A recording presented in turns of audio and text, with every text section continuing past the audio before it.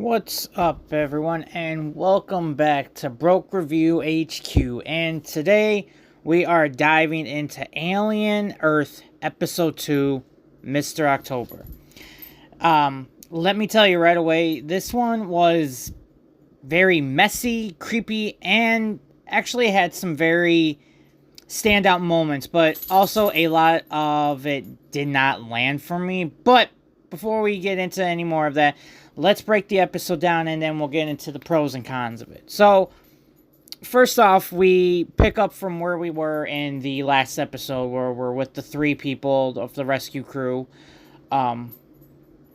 Obviously, still going through the ship. And something I wanted to point out, for it being a crashed ship and supposedly, there shouldn't really be much power considering it crashed and is destroyed. There are so many lights going off. There are so many sparks going off. It is ridiculous how much power is still running through this ship, even though it is completely crashed into another building. You would think there'd be nothing left, but apparently there still is. Which, that already felt very off. Hermit, the medic from the last episode, who's Wendy's brother, he's one of the survivors in there, which he doesn't know that he is one of the survivors. And him and the other two rescues, I don't know if I'm gonna assume they're soldiers, but they don't really come off as soldiers. They seem like they're more just rescue help, like they're just there to evacuate, and in case stuff does go south, they have a weapon to protect them. But they are working their way down, further down the ship, apparently. They're working their way down. I don't know why they're working their way down, or if that's just the best way to get from... I don't really remember, because I was kind of confused on, how that all worked out, because they were jumping down, but then they needed to go up, because obviously they still need to evacuate the rest of the building. So I don't know if maybe I just missed something. I might have just easily missed something on that one. So they end up jumping onto the second level of this ledge, and obviously right away, Hermit feels like he senses something already, and obviously he sees the alien goo drip down onto his shoulder. So he knows something is up, and he points his weapon up into this little hole here, and this is going to be this is one thing that was probably bugging me throughout the episode, which I'll get into further. We know the alien is in there, and because the goo just dripped from it. The goo stopped dripping, and so it wasn't like the alien was there and the goo was still there. No, it was from the alien's mouth. So the alien slowly raises its head lower so you could see it in frame, and Hermit sees it, and without even thinking about it, this dude immediately, he has a sixth sense or something. He knows shit's about to go south. So instead of shooting at it, which most people do, and they end up getting the acid all over them and everything like that, or missing and then die like that, this dude immediately just said, fuck it, I'm gonna jump to the other side of the ledge and just hope that these guys can protect me. And as he's doing it, the alien is jumping at the exact same time as him. And the alien is here, but instead of going full attack, it's acting more like a slasher villain, hiding and waiting. But they both jump down, and the alien just gets enough of him, not enough to grab him, but enough to bring him down to where he ends up falling down to the next level. He just doesn't get enough jump on it, and so he crashes into the other one, but the alien manages to also get onto another ledge and hop his way up there. So Hermit isn't even thinking right now. This dude is immediately just booking it and not even worrying about his injury, his cut, whatever pain he is in. He is immediately running to find an exit, and luckily he's able to find a door, gets it locked up, and the alien can't get through, which is kind of weird considering it was able to break down that sealed door that Captain Morrow was able to weld together. So it's very weird how its power source works here. It's just weak sometimes, and other times it's not weak. I doubt that door was that much stronger, but whatever. Meanwhile, while that's all going on, the kid from the first one who helped Wendy get her new body, become a new synthetic, and all the other kids. His name is Boy Cavalier, which I don't remember them saying that in the first one. I had to look it up because I didn't remember his name. They didn't really say it, and if they did, it did not stick. So we meet him in this episode, and he's eating an apple, which is like the universal sign in movies and TV that this guy is an asshole. Like, that's just apparently a thing that all a-holes and jerks and bad guys just do, is they just eat an apple, which makes them look more like an asshole, which is very crazy. The synthetics end up joining the relief team, or at least getting to the base finally, which felt like that took forever, because in the last episode it was daytime, and now when they get there it's already nighttime. Like, how far away were they, and do these ships not go any faster? You would think, being in this high-tech society, these ships will go a little bit faster, but somehow they don't, and it took them almost the entire day to get there, which is just baffling, because God knows what could have happened in that meantime. Luckily, the creatures and the ship hasn't, like, fallen apart or anything. Thank God for plot convenience. But the synthetics end up joining the team to help, but, like, at the same time, you can't forget that these are still kids. Like, they are still playing around, acting, like kids, joking around.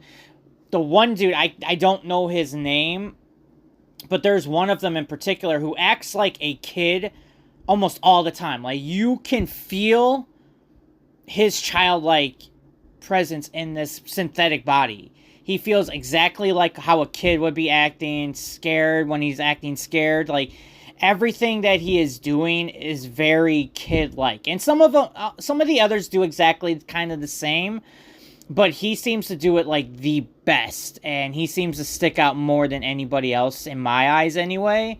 And I kind of like that. That was kind of a nice little touch that he puts on there to make it still. But it's still crazy to think that these synthetics are about to go into the ship with, when we know, are aliens and other creatures that we don't know about. And they are sending these kids, essentially, into this ship to do this. So, Hermit has one of the better moments of the episode, and having a close call with the alien. And instead of, freezing and wasting time, he just continues to keep moving.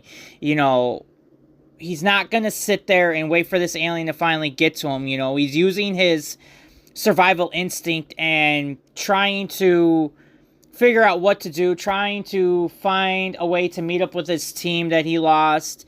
And he's not going to stand still, because he knows that alien could be literally around the corner ready to get him. And he is not ready to die on the ship or building, whatever section he's in at this point. Meanwhile, Wendy is doing everything she can to save her brother. She's been watching nonstop footage on him. She's the reason why, we find out later, why he's still here and still as a medic, that she didn't want her brother to leave. She wanted to keep him close, which might cost him in the end, if you think about it. But yeah, she's been watching him. When they get to the camp for where the rescue group is at, she watches a bunch of security film trying to find where he is. She ends up finding where he is in the elevator and asks the rescue chief, hey, where is this at? What floor is this at? And they somehow were able to find it. I don't know how she couldn't figure that out, but they just knew right away, like looking at the elevator. I mean, I know when I look at elevator stairs, I know exactly what floor those stairs or elevators at. Like, what? So she finds out where he is, ends up deciding to go, like, right for him and search and rescue for him. She is not worried about saving any other people or anything like that. Her main focus is her brother, and she just wants to be with her brother. Like, that is her heart. And that's what's basically keeping her human, is her brother, essentially. And as they are walking into the ship, she hears this thing that sounds exactly like the alien, It sounds exactly like how the alien speaks and how they make the noise when they're about to attack. And she has this sound in her head. No one else can hear it. So I don't know if she's connected to the aliens in some way, or if the alien is connected to the synthetics or the cyborgs. Like, I don't know what the connection is there, but it's a very interesting mystery there on why she can almost sense the alien, but no one else can sense that, really. And it's very interesting how that happens. On the corporate side of everything that's going on, Weyland-Yutani ends up calling Boy Cavalier and telling him, hey, sorry about crashing our ship into your towers. We'll pay for the damages. We'll send you the bill, to send us the bill and we'll pay for everything. Which, I mean, that's still kind of effed up. You destroyed towers and possibly killed a bunch of people, and possibly going to kill more considering what you have on that ship. But yeah, sure, send us the bill for like $5 million. We'll pay for the damages. Like, it's nothing almost. Like, it's almost like denting a car and be like, oh, I'll pay for your new bumper. That's what it felt like. But this lady is basically telling Boy Cavalier, like, let's make a deal. Those assets in the ship, we need them back. Like, make a trade here for us. We need somebody, we'll send our guys over there to pick it up. And he's like, no, we're going to hang on to it. Like, let's make a trade if you want to make a trade. But obviously, Boy Cavalier wants whatever's on the ship. And we don't know exactly what anybody wants with the ship. I don't understand the fascination of these creatures that nobody knows why they want it. It seems very, why they were hunted, why they were collected. It seems very shady, and obviously Weyland-Yutani can never be trusted, so obviously they've got some shady thoughts, but like, we still have no idea why anybody wants these creatures at all, and why they're so valuable. We still have not gotten nothing out of this. So we get back into the ship, and obviously there's that eerie moment of Wendy still hearing the alien and noticing that she could still... It's almost like it's a sixth sense for her, like she's sensing the alien somewhere around, but she still can't figure out why she's hearing it, or even what the noise is, until later on. The synthetics end up running into another creature, which looks like I think one of them even pointed out that it looks like a plant, but it's a creature just hanging from the wall. It kind of reminds me of the aliens from Half-Life, the ones that had like the long tail that was sticking down, and like if you got stuck on it, they would like suck you up. Like, that's what this thing reminded me of. It was like a plant-like version of that. It was like a tulip with like that alien form from Half-Life. That's what it seemed like to me. And they also, the other three synthetics are sent into the lab where we saw the two soldiers and the blood-sucking bugs, which we see that thing again, and it just looks disturbing with how much blood it has. And we end up seeing this cat, which you look at it and you're thinking, how is this cat still alive? It's missing half of its face, its legs are broken. It doesn't make any sense how the alien hasn't eaten this thing or anything like that. And then you find out its eyeball comes out of this cat's socket, and obviously the cat's been dead this whole time. And this octopus alien thing is what was controlling it. It basically controls its host, and it is disturbing. It is disgusting, but it is very interesting how this alien creature works.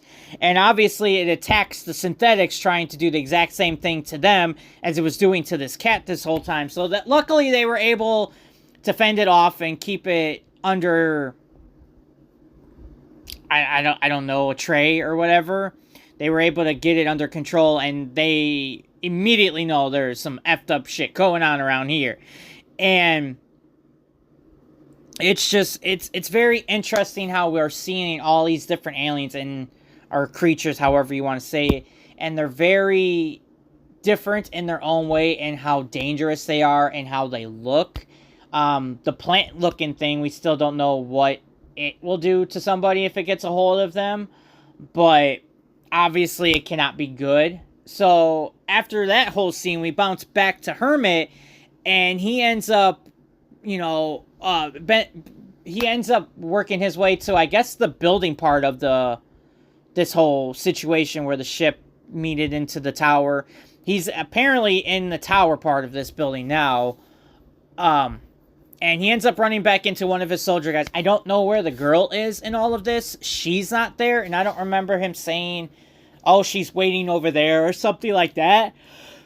We have no idea where she is. So they end up knocking on this door, and apparently these people are having a party. Now, this is probably the dumbest moment of this entire episode, because there is a ship that just crashed into these buildings. How did you not know there was a ship that crashed into you? You people are still acting like the party is still going on and nothing happened. You didn't feel any vibration, didn't notice anything coming into the ship or into the tower. I don't understand how they noticed nothing. They noticed nada. And for whatever happens to them later, thank God. So they are like, whatever, shut up. We know Boy Cavalier. He'll take care of us. So they slam the door on Hermit and the other soldier guy. And in the background, as they're talking, you see something moving on the statue and find out it's the alien doing the whole slasher thing. How long was the alien just chilling there is my question. And how long was it going to wait? So Hermit notices it right away and tells the dude to run, but instead of running, he just stands there, and the alien gets right all up into his face, and obviously does the most predictable thing, and uses his little tiny mouth, and I did not know this is what it also did. I thought it was more like it just bit into your head and just basically bit you. No, the mouth ends up biting the dude's face, and just whipping him around back and forth like it's like a dog grabbing a bone or a toy and like ripping it apart is what he's doing to this soldier dude. So I did not know the mouth, also that little tiny mouth, was that strong to hold a whole human body. So ends up throwing the body towards Herman, and it breaks open the door, and the alien ends up hopping in there, chasing all of these people, basically tearing apart all of the people that are in this party, which that's what you get.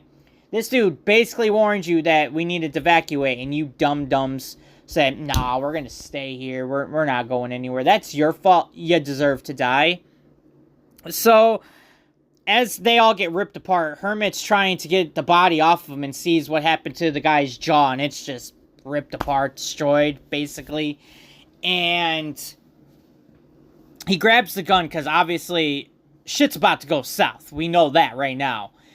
And as he's looking, he sees all these people at this party are just ripped to shreds. Their stomachs are ripped open. There's blood everywhere.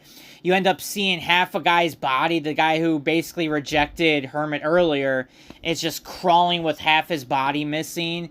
And Hermit really must have some sixth sense here, because he notices the alien in like a reflection. And the alien bursts out and, like, attacks him.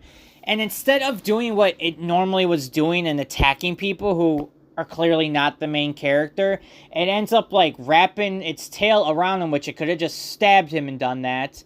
But it wraps its tail around his leg and throws him into a wall, almost knocking him out. And the alien gets so close to his face, basically so close that it could have killed him the same way it did to that soldier. But Captain Morrow comes out of nowhere and shoots the alien with this, like, electric gun that basically tases it, and then covers it in, like, this web, like, bag thing. I don't really know what it is, but it ends up covering the whole alien to where he can drag it, and it keeps it, like, it's like, I don't even know. It's like a bag. They end up referring to it as a bag.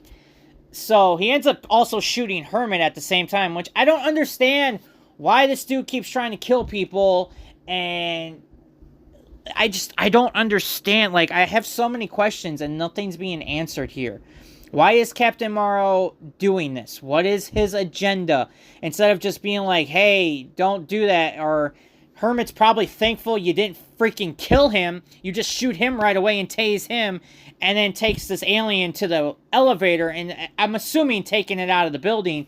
But then another rescue team ends up coming in here, trying to stop the guy, and they find out he's a synthetic cyborg hybrid, whatever.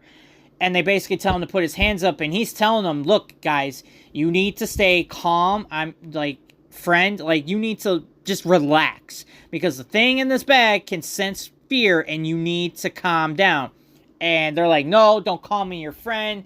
Put your hands up. And instead of listening to this dude who's carrying a big bag of some creature-like thing, you even see it moving, he ends up just being like, well, whatever happens is not my fault. And Alien rips out of that bag and shreds these dudes in like seconds. It is amazing how fast he ends up tearing apart these guys. And he ends up, the alien walks up right behind Merle, and he's trying to keep his cool. You could see that he's sweating, like he is in fear, but he is trying to keep his cool. But then you hear more soldiers in the background coming up, and the alien just runs off and kills them, so Morrow is saved again, which I don't get why the alien is picking and choosing who it wants to kill.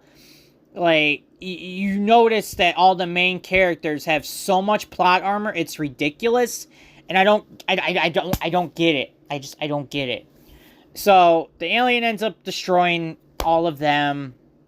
Wendy ends up running into her brother, who's looking at a ball that was one of the home run balls from Reggie Jackson when he hit 3 home runs in the playoffs, or the World Series, I think it was, which basically named him Mr. October. And we finally get the reason why this episode is called Mr. October, because it's about being a hero and saving the day and stuff like that.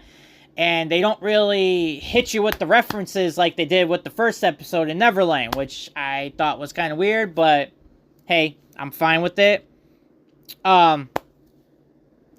So they end up walking, and they are getting contacted by, why can't I not think of his name?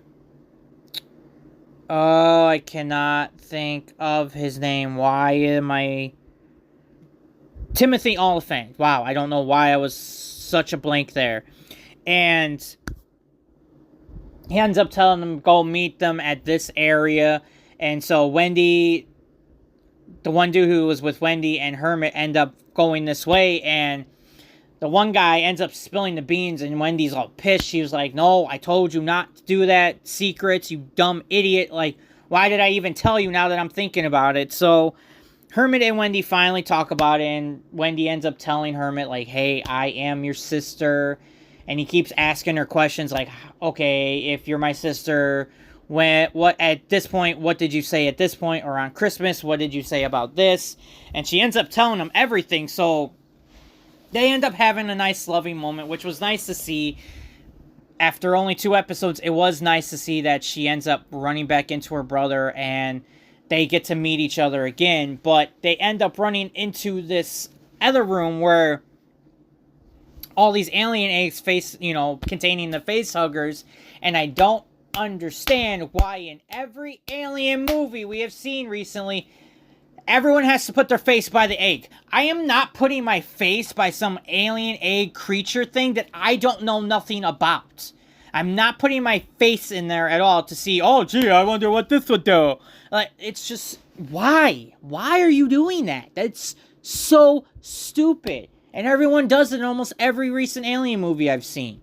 And it's so dumb. It is so dumb. So, as they do that, we get a POV of the alien coming.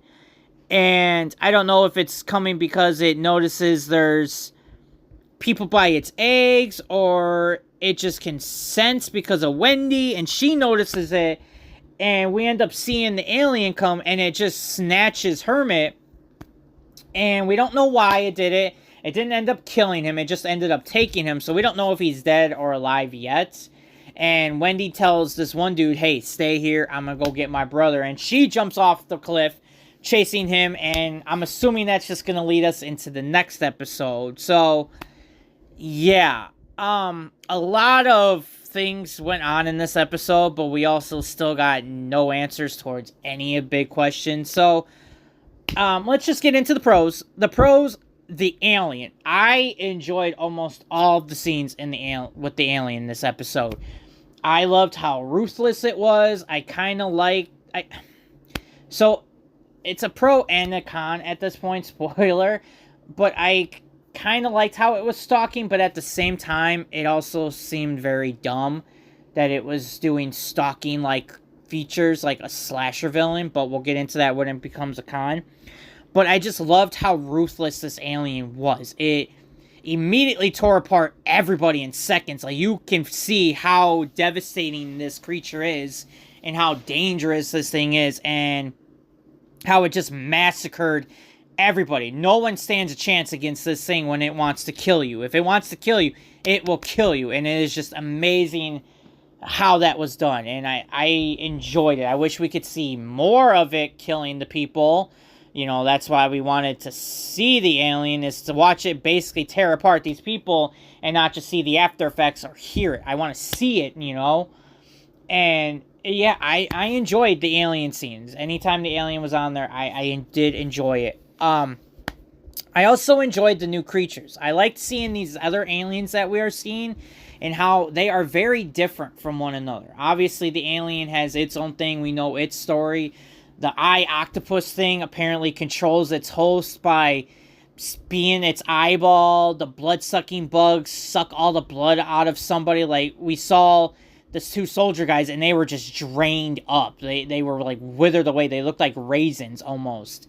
And the plant thing, we don't know what that thing does yet, but it's very interesting to see how different all of these creatures are. And it's very interesting to see what else they can do and what would happen if they all ran into each other. Would they be enemies? Are they friendly with each other? It'd be very interesting to see going forward what happens if they interact with each other. And then I also liked the Hermit and Wendy thing. I liked seeing her basically never stopping to try and find her brother. It was very moving, and it was a very nice emotional weight to the episode. That she finally gets her brother, but then her brother's taken away, and without a hesitation, she ends up finding her brother. And Herman coming to the realization that his sister isn't dead, and that he hasn't lost all of his family members, that he still has family left and is alive, essentially in the synthetic that is his sister. And it was just a nice touching moment, and I really liked them having that reunion with each other. It was very nice to see that in this very bleak episode, essentially. The cons. Still no freaking answers. 2 episodes into this show, and it's piling on the mysteries without delivering any real clarity. Why is Weyland-Yutani so obsessed with these different aliens? Why was it collecting it? Why does it want it back? Why are they basically killing everybody who's trying to get close to them? Why is Boy Cavalier trying to get his hands on them now too? It's just all of a sudden now he wants these assets. Doesn't know what these assets are. Doesn't know what these creatures are capable of. But now he wants them. What is the purpose of collecting all of these creatures? Right now the show feels like it's just raising questions just to a stall. And it is frustrating. I want to know something. Give me a hint of it. I don't need the full answer right away.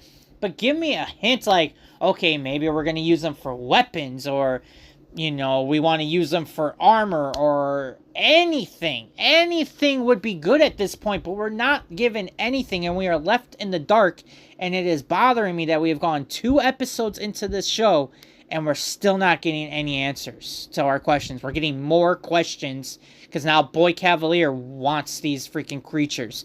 Doesn't know anything about them, but he just knows that he needs them. And it's just, why? Why are they doing it?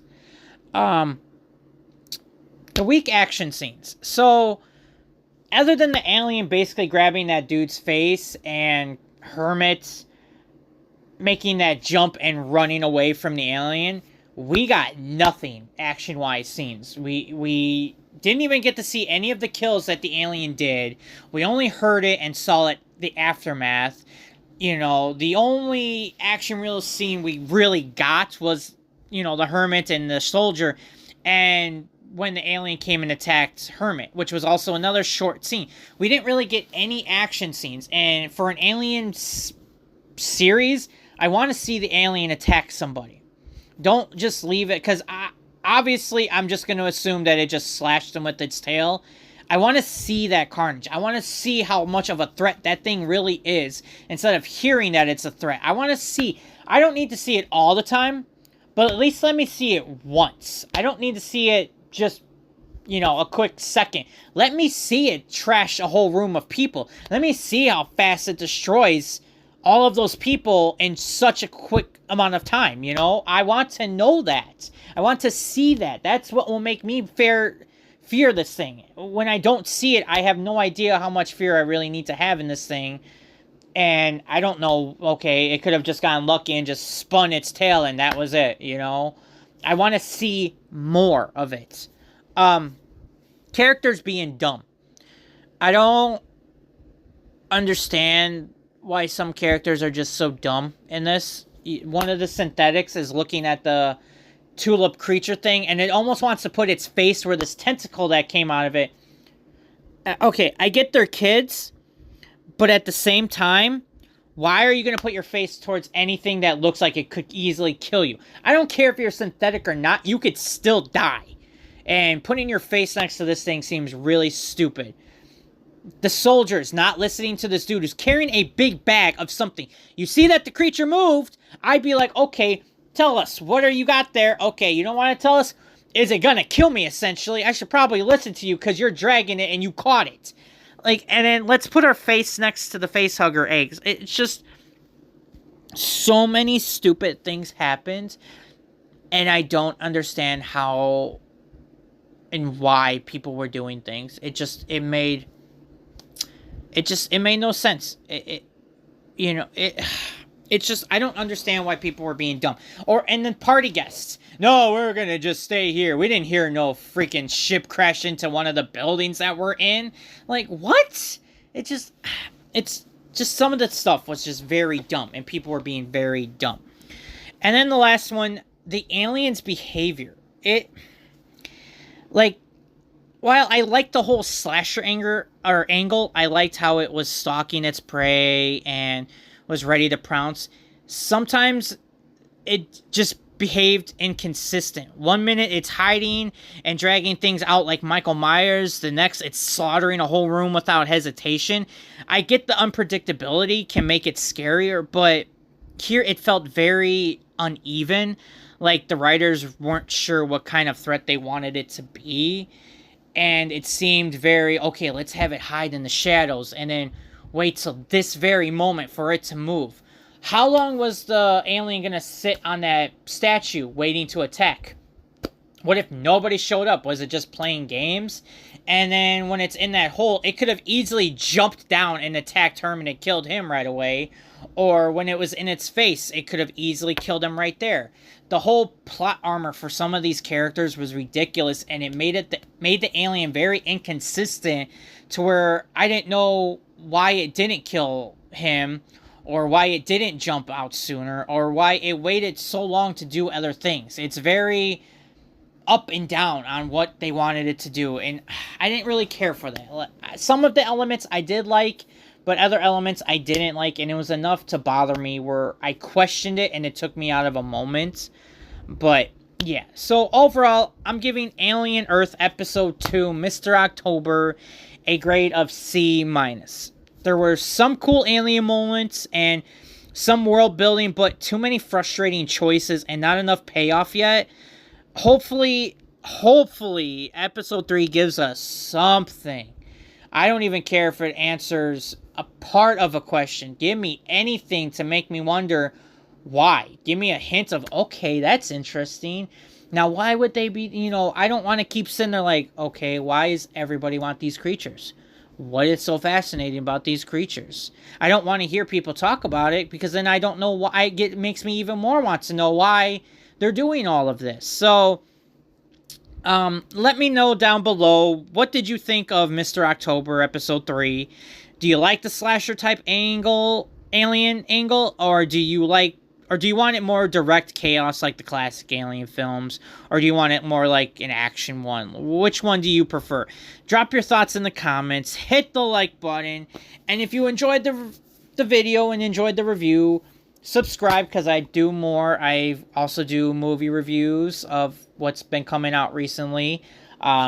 also reviewing the 2003 Ninja Turtles show, so check that out. And yeah, I will catch you guys in the next one.